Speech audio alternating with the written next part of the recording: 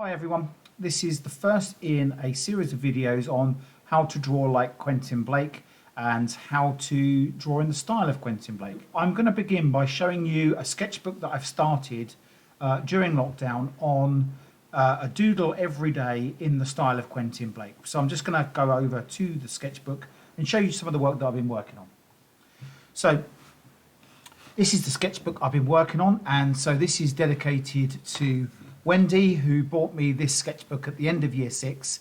And so this is dedicated to you, Wendy, if you're watching, and I'm going to fill this with wonderful creations as you suggested. Okay, so as you can see, the first page is often the hardest one to get started. I've written a few quotes here. The first mark is always the hardest.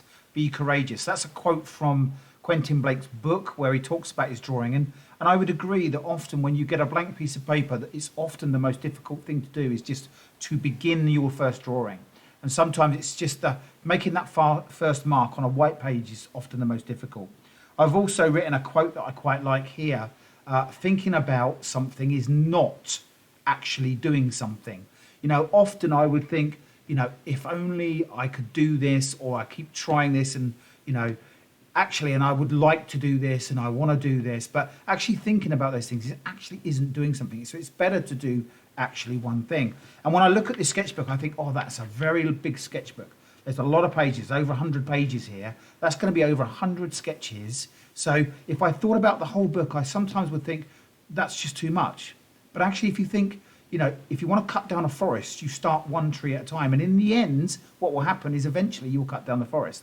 So in this case, just do it page at a time. Don't worry about the rest. Okay. Now, so what I will tend to do in this sketchbook is I'm going to obviously do some drawings in the style of. I will use a lot of pen work and a lot of watercolor.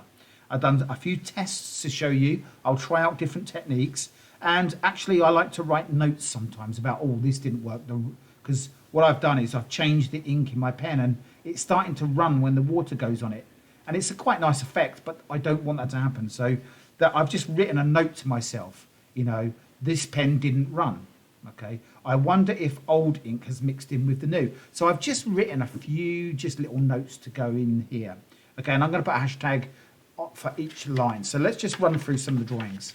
So on my next page, on the next day, what I've done is I've done 2-page spread on different faces in the style of Quentin Blake. But I've also tried out different watercolor techniques as here. I really quite like this character here, the way that the watercolor has created this red, so blushing a technique here, okay? And so here, I've just done a few, and even sometimes I might like a drawing that I've done and cut it out and stick it in, okay? In this case, I've stuck it over something I didn't like so much, all right? So that's a good tactic as well sometimes. So that's the next page. Here, what I've done is on these 2 pages, I bought a book by Quentin Blake talking about some of his work, and literally I've just copied the work straight from the book. Okay, and so in this case, on these both pages, they're just copies, and I find sometimes the best way to learn how to do a technique is try to copy the person you are doing. There's nothing wrong with copying. Okay, you can copy, and then by learning their techniques and learning how they've done things, by observing what they've done, you are going to become a better drawer yourself, and then it will incorporate into your own style.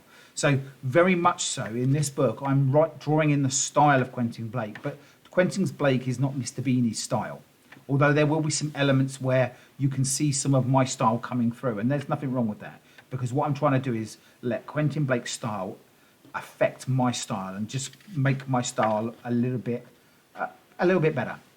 So this is a picture of one of my favourite characters, the glorious and glamorous, absurd, enchanting, roly-poly bird, which is in the book mainly in, I think he's in the Twits, and he's in the enormous crocodile.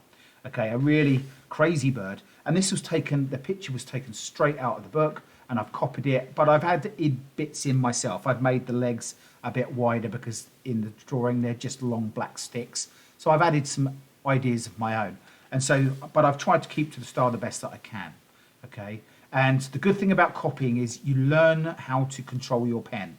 So what I was trying to do is trying to get everything in proportion. So by looking at something, I'm trying to improve my pen control by getting exactly what I want. I don't always necessarily want to do that. Sometimes I just want to get a feeling for it, But in this case, I tried to draw it exactly like it. Okay, so that's the roly-poly bird. I then continued with a bird theme, and I just drew some birds in the style of Quentin Blake, some of them inspired by some of his drawings, and I did this tree idea around it. Okay, so some of my style, but some of Quentin Blake's style in there as well. Okay, and then these two, I actually just wanted to check out what would happen if I started with my red watercolour and then blue and then into purple and so on, and then actually into green. And this is more, yes, I wanted to draw a couple of parrots, which I quite like. He looks rather nervous. But actually what I wanted to actually try out was how does watercolour work on this paper. Now this is not watercolour paper, this is just a standard sketchbook. Okay, and it's not the best for Quentin Blake's style because it's not watercolour paper. Watercolour paper is designed to take the water and the ink. Now, I'll talk a little bit more about materials as we go through. But so that's my parrots. Then, because I know year 3 you are doing fantastic Mr. Fox, I thought I'd do the classic drawing of Mr. Fox. And I've written some notes to myself, so it's good to write notes sometimes, and some parts I've left unfinished.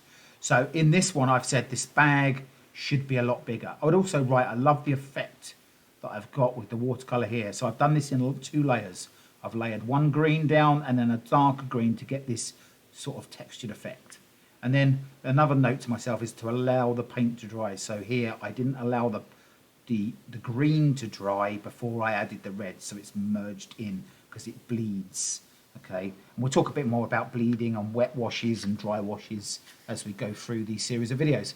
And there's a toucan which I'm not happy. If you got rid of the beak, I would change the beak. I would be happy, but it is what it is. And the good thing is, you know, a sketchbook doesn't have to be amazing. These are just practices. So that's my toucan. Now this is an idea taken from Quentin Blake, because he's got this boy that's carrying books. And a lot of his drawings have books, but I've taken it a step further and done this really, really long pile of books. And what you can see here is the idea for Key Stage 2 reading mural, which I want to do outside the year 3 and 4 classroom. I've called this the bookworm, and you can see an image of a boy, okay, and he's carrying a lot of my favourite books that I've read, okay, with a parrot sitting on top. And right at the top here is The Hobbit and Lord of the Rings, which are my favourite fiction books, but lots of other books that I love too. Okay, but that's my favourite, probably my favourite drawing so far. Then when I was watching Liverpool beat Sheffield United at the weekend, I just decided to draw Jurgen Klopp. And so I was really quite happy with the likeness I've got with just a few lines. And it's quite easy, you know, once you learn, you know, you don't have to draw everything. And Quentin Blake, his drawings are very minimal. He doesn't use a lot of lines. And so here I've got a suggestion of his face, a suggestion of his pose, and the supporters behind. But I've not tried to add all the detail. And that's the beauty of Quentin Blake's work. You don't have to put everything in. And here I was trying out a new nib. So I've on my fountain pen, so I put that in there too. And then I was just looking on the internet and I found a section on how to draw like Quentin Blake. And there's 3 things that this person suggested you do. Number 1, be selective. In other words, think about the lines you want to draw and think about the ones you want to leave out. Okay. Each line he draws is all the more effective for the ones he doesn't. So every line he does draw is better because of the lines he doesn't draw. And often as artists, what we try to do, and I'm very guilty of this, I do this all the time, is try to draw too much. And there's a point at which you ruin your drawing because you've done too much. And it's really difficult to know when to stop.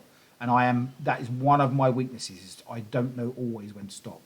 And number 2, go with your instincts. So always work in a rushed way. Don't try to make it, don't try to draw it perfectly and slowly, because it will not look like Quentin Blake. He does it all very quick, okay? Starting with expressions. Don't labour over it. Don't work too hard at it. There's a point, and I like this quote, there's a point in a drawing where it will only get worse the more you add the paint.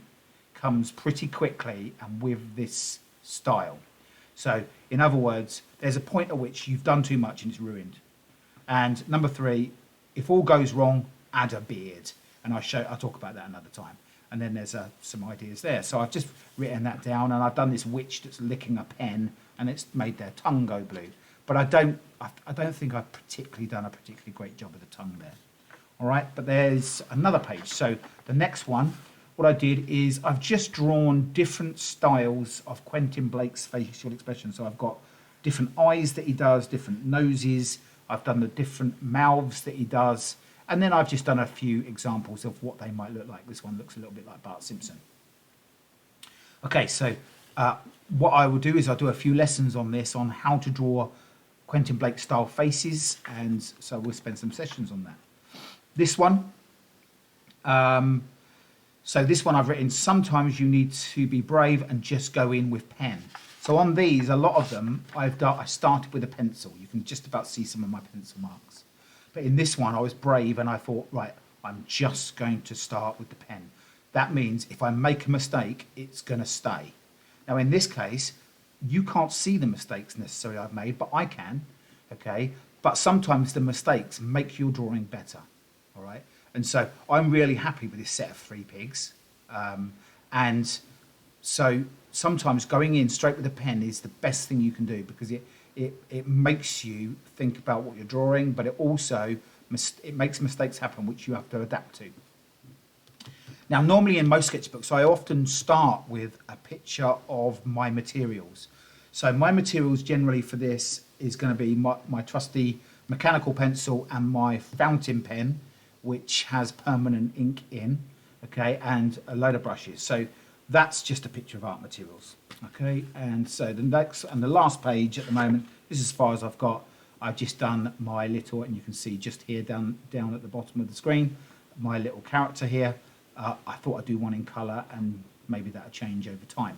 So that's my sketchbook so far. But as you can see, I've still got a whole load of pages to do. But I've done 19 different drawings in a week, all right? And so I'm going to challenge you. Maybe you want to save up these videos, but I'm going to do a doodle every single day. I'm going to video it from this book. I'm going to video it, show you what I do, talk you through how I do it, the materials that I'm going to use. And then maybe you can join with me every day and do a little doodle in the style of Quentin Blake. But I'll also do some tutorial videos on more specific things like how to draw Fantastic Mr. Fox, or how to draw a witch, or how to draw, other characters from the Roald Dahl books. So join me next time when I'll talk about the next doodle that I do in my book. See you soon. Hope you have a great time drawing, and take care, and I'll see you soon.